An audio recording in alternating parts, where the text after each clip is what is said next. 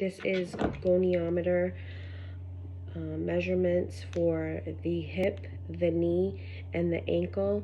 I'm going to start with hip flexion. For hip flexion, I would have my patient lay on their back, which would be the supine position.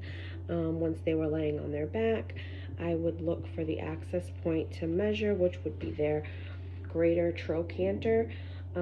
So as they were laying, I'd find the greater trochanter. My goniometer would be open.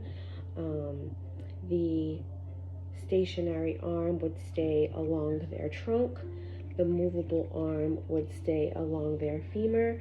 I would ask them to raise their leg up to the ceiling, and as they did, the stationary arm would move with their femur and as high as they could go, and I would get my measurement that way.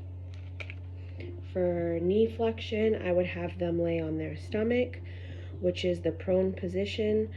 I would have to look for their access point, which would be the lateral condyle for knee. The stationary arm that would stay still would stay along the femur again. The movable arm would be along the fibula this time, from the fibula down to the ankle. And when they brought their leg up, you just follow, and I would get my measurements that way.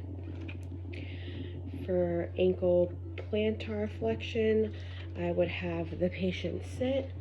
While the patient was sitting, for this one you have to start at 90 degrees, and this is where you read the red.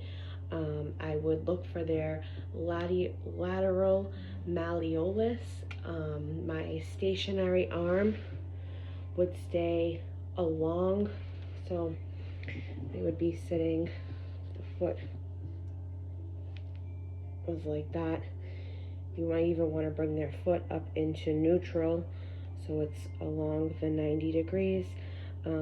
The stationary arm would stay along the fibula, and the movable arm would be the fifth metacarpal, which is like your pinky, your baby toe, and I would have them move their foot down to the ground as much as they can, and the movable arm would follow that, and that's how I would get my reading.